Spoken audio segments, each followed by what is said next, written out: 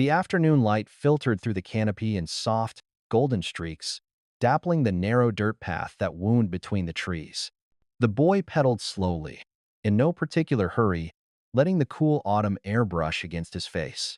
Leaves crunched beneath his tires, and somewhere in the distance, a woodpecker tapped rhythmically against bark. It was the kind of quiet that made him feel small in the best way, surrounded by something older and bigger than himself. He was rounding a gentle curve when he heard the whisper of wings.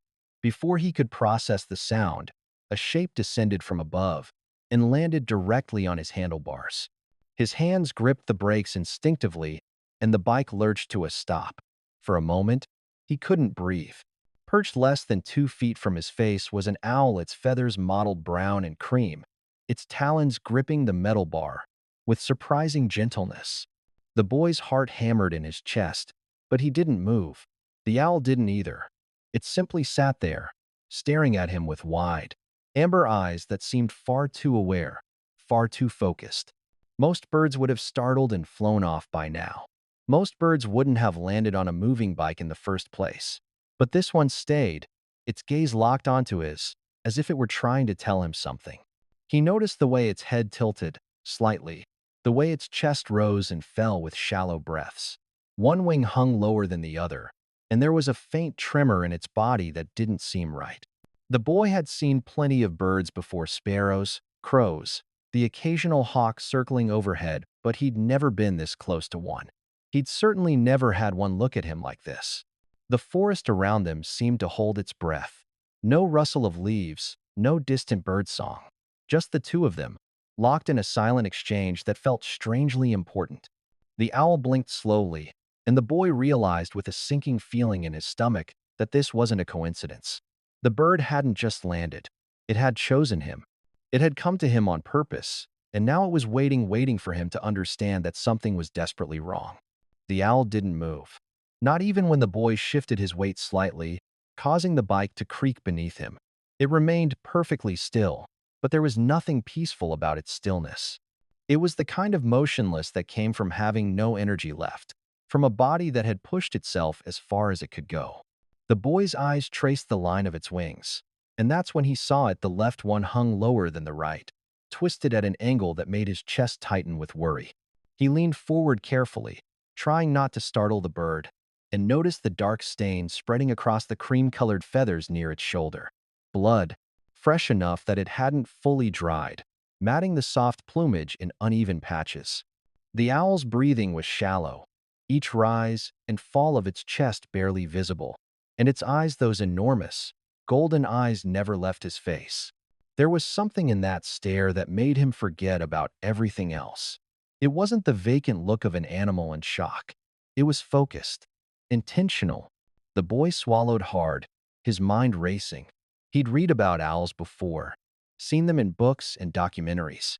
They were supposed to be silent hunters, fierce and independent, disappearing into the night without a trace. They weren't supposed to land on handlebars. They weren't supposed to sit this close to a human, vulnerable and still, waiting for something. But this one had, and the more he looked into its eyes, the more certain he became that this wasn't random. The bird had flown toward him on purpose.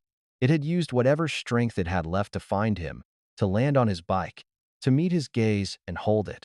The realization settled over him like a weight. This owl was asking for help, not in words, but in the way it stayed when every instinct should have told it to flee.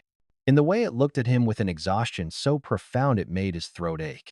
He didn't know what to do, but he knew he couldn't leave.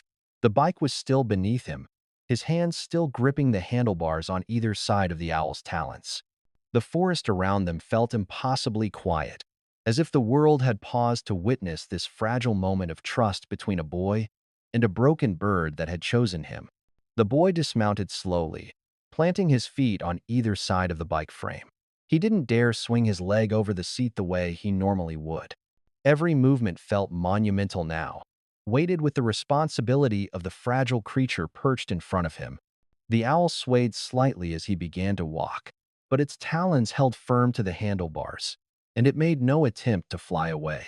He moved at a deliberate pace, one careful step at a time, his eyes flicking between the path ahead and the injured bird that had placed its trust in him. The walk home felt longer than it ever had before. Each root in the path, each uneven patch of ground required his full attention. He couldn't rush. He wouldn't. The owl's head bobbed gently with the motion of the bike, but it remained calm, its eyes half closed now, as if conserving what little energy it had left. The boy's hands ached from gripping the handlebars so tightly, afraid that one wrong move might cause the bird to fall. When he finally reached his driveway, his mother was pulling weeds from the garden. She looked up at the sound of his footsteps and froze, her expression shifting from curiosity to complete disbelief. His father appeared in the doorway moments later, drawn by his mother's silence. For a few seconds, no one spoke. They simply stared at the owl perched calmly on the bike, as if it were the most natural thing in the world.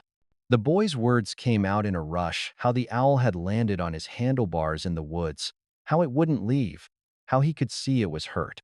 His parents exchanged a glance, the kind that held an entire conversation without words, and then his mother was inside, already on the phone.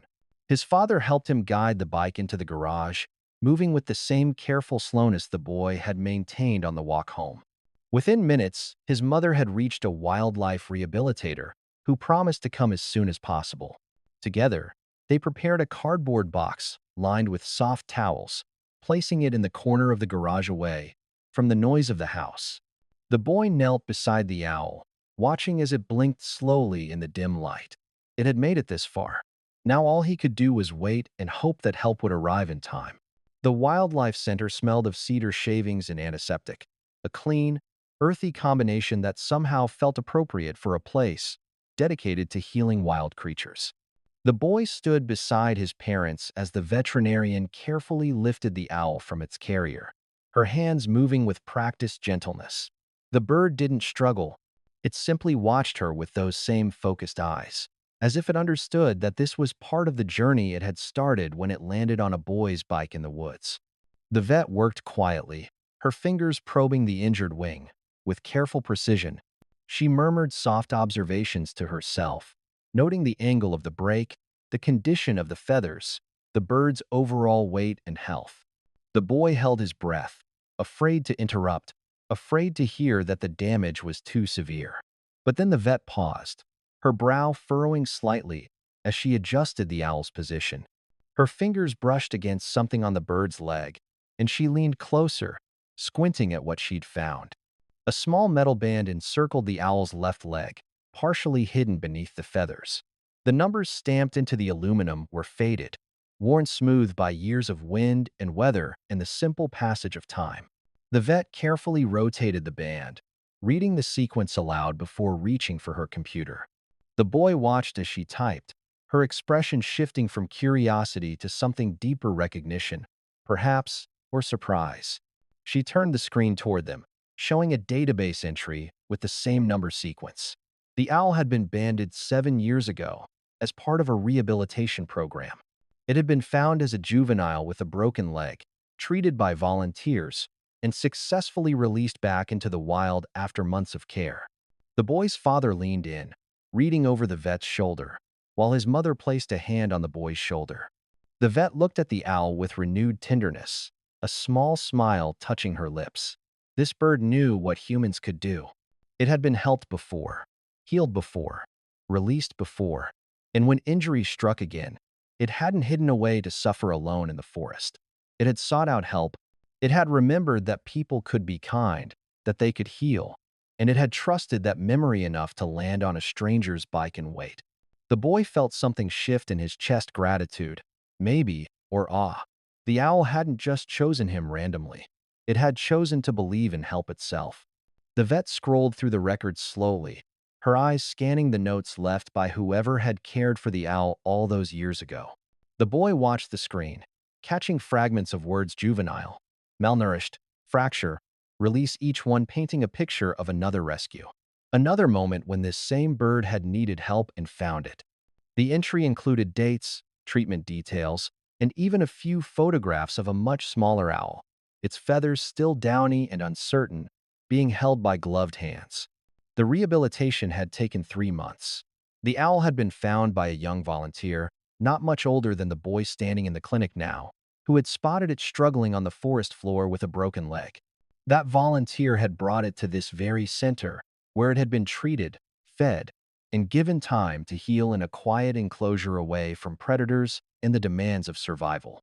The notes described how the owl had gradually grown stronger, how it had learned to perch properly again, how it had eventually begun hunting live prey in the flight cage with accuracy and confidence. And then came the release. The vet clicked on a final photo of the owl mid-flight, wings spread wide against a backdrop of trees. The moment it returned to the wild, the date stamped in the corner was 7 years ago. The boy did the math in his head and realized the owl would have been fully mature by now, living independently in the forest all this time. It had survived seasons of cold and heat, had found food and shelter, had navigated the dangers that came with being a wild creature. But it had also remembered. Somewhere in its small, fierce brain, it had stored the knowledge that humans weren't always threats. That sometimes, when the pain became too much and the injury too severe, people could offer something other than danger. They could offer healing. And so, when its wing had broken and the exhaustion had set in, the owl hadn't retreated deeper into the woods to suffer alone. It had flown toward movement and sound, toward the path, where a boy on a bike might pass, and it had made a choice. The vet looked up from the screen, her expression soft with understanding. The owl hadn't just landed on the boy's handlebars by chance. It had sought him out, guided by a memory of kindness that had lasted 7 years. It had chosen to trust again. The surgery took place early the next morning, before the sun had fully risen. The boy wasn't allowed in the operating room, but the vet had promised to call as soon as it was over. He'd stayed awake most of the night thinking about the owl, imagining its small body under bright lights, the careful hands working to set the broken bones back into place. When his mother's phone finally rang just after 8, he'd been sitting at the kitchen table, his breakfast untouched, waiting. The procedure had gone well. The fracture was clean, the vet explained, and they'd been able to stabilize the wing with a splint that would allow the bones to heal properly. The owl would need time and rest, but barring infection or complications, it had every chance of flying again. The boy exhaled a breath he hadn't realized he'd been holding, relief washing over him in a wave so strong it made his eyes sting.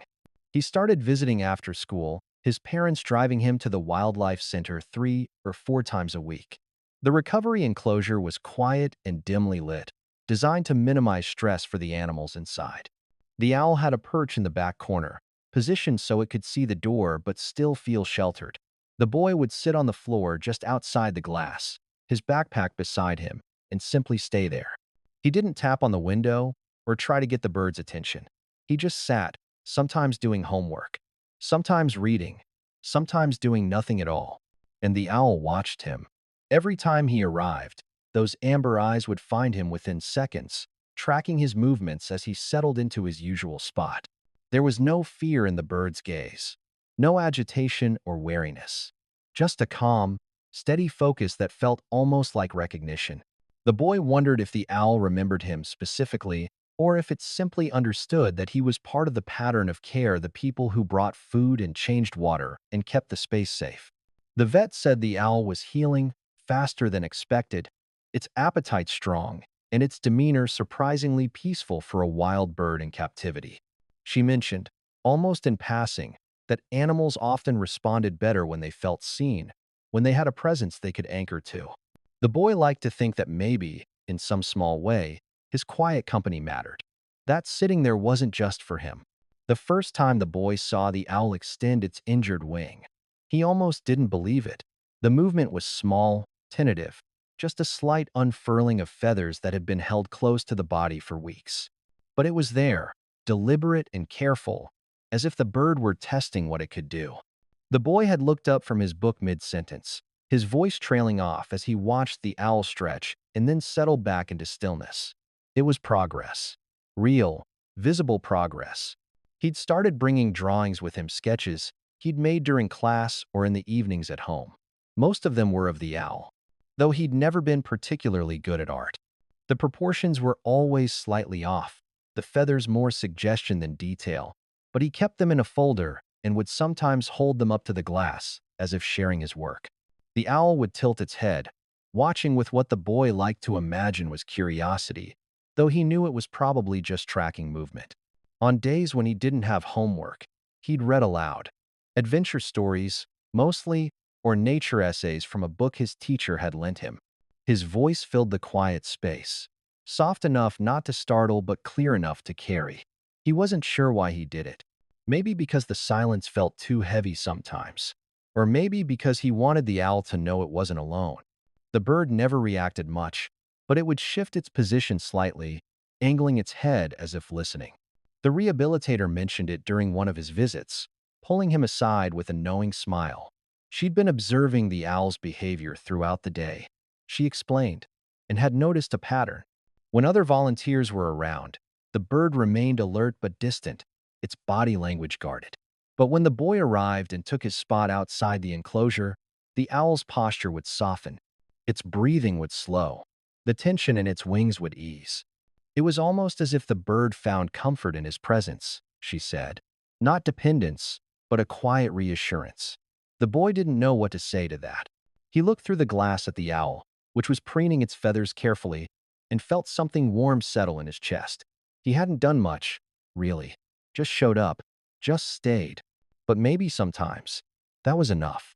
The flight enclosure was 3 times the size of the recovery room, with natural branches positioned at varying heights and enough open space for the owl to truly test its wings.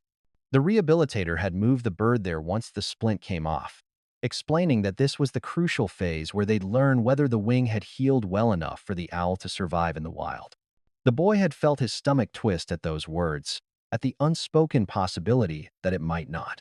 He watched from the observation area as the owl perched on the lowest branch, surveying its new surroundings with characteristic stillness. For the first few days, it didn't fly at all. It would hop from perch to perch, using its talons and the occasional flutter of wings, but never committing to actual flight. The boy understood. After weeks of keeping the wing protected, of moving carefully to avoid pain, the owl needed to remember what its body could do. The first real flight happened on a Tuesday afternoon. The boy had been sitting with his notebook open, half watching, half sketching, when the owl suddenly launched itself from one branch toward another about 6 feet away. The flight was brief and awkward, the landing less than graceful, but the bird made it. The boy's pencil froze midline, his heart leaping in his chest. He wanted to cheer, to shout, but he kept quiet, letting the moment belong to the owl. After that, the flights came more frequently. Each day, the distance grew a little longer, the wing beats a little stronger. The boy watched every attempt, his eyes tracking the arc of brown feathers against the pale walls of the enclosure. When the owl succeeded, he'd smile. When it faltered and had to land early, he'd lean forward slightly, silently willing it to try again. And it always did. There were no words between them, no way to communicate in any conventional sense. But the boy felt it anyway, the connection that had formed from that first moment on the bike path. It was built on trust, on the owl's impossible decision to seek help and his choice to give it, on quiet visits and patient waiting, and the shared understanding that healing took time. The owl didn't need him anymore. Not really, but somehow, that made the bond feel even more real. It had never been about dependence. It had always been about two creatures choosing to believe in each other. The call came on a Saturday morning. The rehabilitator's voice was warm but matter-of-fact as she explained that the owl had passed all its flight assessments, that its wing had healed beautifully, that it was time. The boy had known this moment, was coming, had hoped for it. Even but hearing the words made his throat tighten in a way he hadn't expected.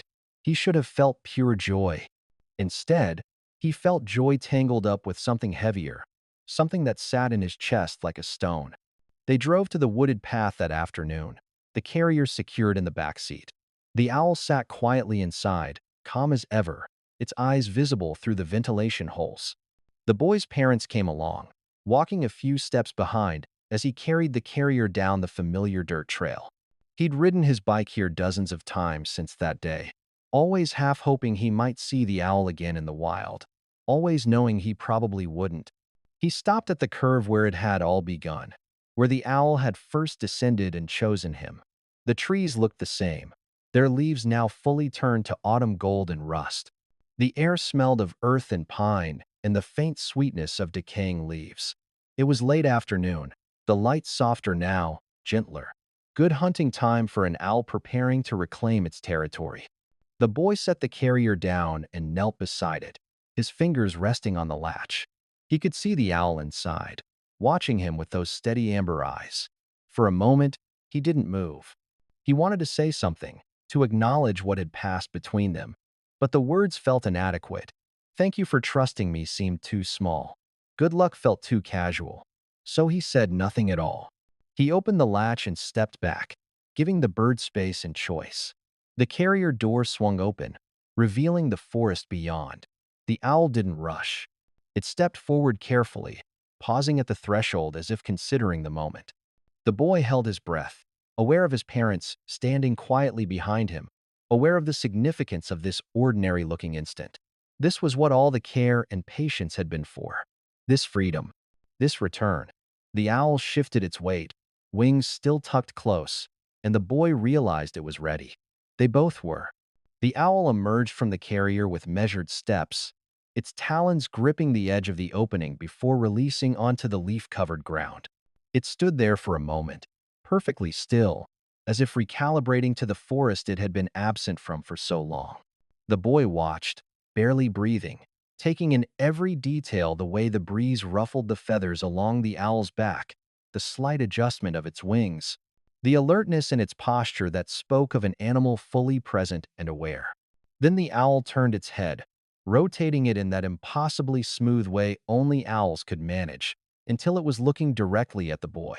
Their eyes met, and time seemed to stretch. The boy felt something pass between them in that look, something he couldn't name but recognized all the same. It wasn't gratitude, exactly, because he didn't think wild animals worked that way. But it was acknowledgement, a witnessing. The owl saw him, truly saw him, the way it had on that first day, when it had landed on his handlebars and decided to trust. The moment held, and then released. The owl spread its wings, both of them, strong and even, and pushed off from the ground. The boy felt his breath catch as he watched it rise. The wing beats powerful and sure, nothing tentative or uncertain about them now. The owl climbed above the path, above the low branches, moving with the effortless grace of a creature fully healed and fully wild. And then it did something the boy hadn't expected. Instead of disappearing immediately into the canopy, the owl circled once overhead, its shadow passing briefly over where the boy stood. It was a wide, lazy loop, silent except for the whisper of feathers cutting through air. The boy turned, following its path, his heart full of something he couldn't quite articulate. Then the owl angled toward the deeper woods, slipping between the trees with practiced precision until it vanished completely into the golden autumn light. The boy stood in the quiet that followed, his parents' hands gentle on his shoulders. He understood now what he hadn't fully grasped before: that some connections didn't need words or even proximity to matter. That a brief intersection of lives could carry weight and meaning far beyond its duration. The owl had taught him that trust was a gift, freely given, and that sometimes the greatest act of care was knowing when to let go.